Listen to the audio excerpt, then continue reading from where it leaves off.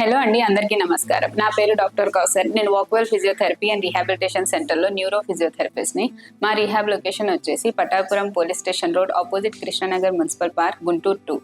ఈ రోజు మనం జీబీఎస్ అంటే nothing but Guillain Barre syndrome అనే కండిషన్ గురించి డిస్కస్ చేద్దాము. ఫస్ట్ ఆఫ్ ఆల్ అసలు జీబీఎస్ అంటే ఏంటంటే మన బాడీలో ఏదైనా infection, either viral or bacterial infection తర్వాత కానీ లేదా ఫీవర్ వచ్చిన తర్వాత మన బాడీలో అనేవి ఆటో యాంటీబాడీస్ అనేవి ఫామ్ అవుతాయి.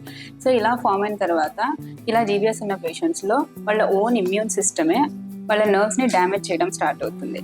సో దీనివల్ల ఏమవుతుందంటే మన బ్రెయిన్ నుంచి మసిల్స్కి ఏదైతే సిగ్నల్ సెండ్ అవుతుందో ఆ సిగ్నల్ అనేది స్లో అయిపోతుంది లేదా బ్లాక్ అయిపోతుంది. దీనివల్ల ఏమవుతుందంటే మన కండరాలు వీక్ అయిపోతాయి అండ్ మన మూవ్మెంట్ చేయడానికి మనకి డిఫికల్టీ ఉంటుంది మనకి. సో దీన్ని మనం గులియన్ బ్యారీ సిండ్రోమ్ అనేసి అంటాము. జీబీఎస్ అనేది ఒక పర్టికులర్ ఏజ్ గ్రూప్ అనేది ఏం లేదు. మనం ఏ ఏజ్ లో వాళ్ళైనా కానీ జీబీఎస్ అనేది వస్తుంది మనకి.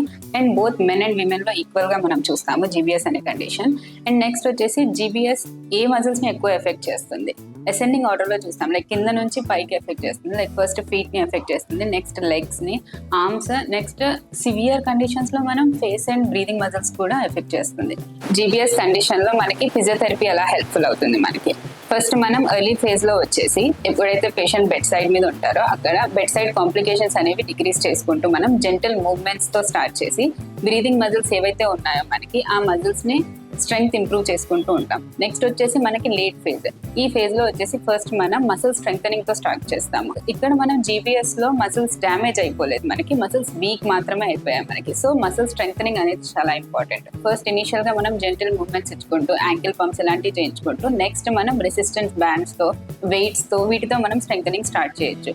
నెక్స్ట్ స్ట్రెంగ్ ఎలా అయితే మనకి ఇంప్రూవ్ అవుతుందో నెక్స్ట్ మనకి బ్యాలెన్స్ అనేది చాలా important. First of all sitting balance అనేది ఎలా ఉండాలి, పోస్చర్ ఎలా మెయింటైన్ చేసుకోవాలనేది ఎక్స్ప్లెయిన్ చేస్తాము. Next standing balance first with support తో చేయిస్తాము. లైక్ థెరపిస్ట్ పక్కన ఉండి సపోర్ట్ తో స్టాండింగ్ ఎలా ఉండాలి అనేది ఎక్స్ప్లెయిన్ చేస్తారు. నెక్స్ట్ వన్ లెగ్ మీద నుంచి నెక్స్ట్ లెగ్ మీదకి వెయిట్ ఎలా షిఫ్ట్ చేసుకోవాలి అనేది ఎక్స్ప్లెయిన్ చేస్తారు. నెక్స్ట్ ఎలా అయితే పేషెంట్ కొంచెం కాన్ఫిడెన్స్ బిల్డప్ అవుతుందో మనం వితౌట్ సపోర్ట్ స్టాండింగ్ బ్యాలెన్స్ అనేది నేర్పిస్తాం.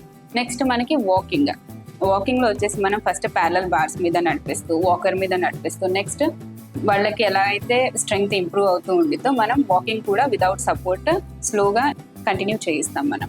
నెక్స్ట్ మనకి ఎండ్యూరెన్స్ ట్రైనింగ్. మెయిన్ గా జీపీఎస్ ఉన్న పేషెంట్స్ లో కంప్లైంట్ ఏంటంటే ఫస్ట్ కంప్లైంట్ ఫెటీగ్ అయిపోతూ ఉంటారు, అంటే ఫాస్ట్ గా అలసిపోతూ ఉంటారు వాళ్ళు. సో మనం ఏదైతే యాక్టివిటీస్ ఉన్నాయో వాటిని స్మాల్ గా లైక్ చిన్న చిన్న యాక్టివిటీస్ గా డివైడ్ చేసి మనం వాళ్ళకి ఎక్స్ప్లెయిన్ చేస్తూ చేయించడం వల్ల ఫాస్ట్ గా మనకి అలసిపోవడం అనేది కూడా మనం చూడడం వాళ్ళకి. నెక్స్ట్ వచ్చేసి మనకి కాన్ఫిడెన్స్.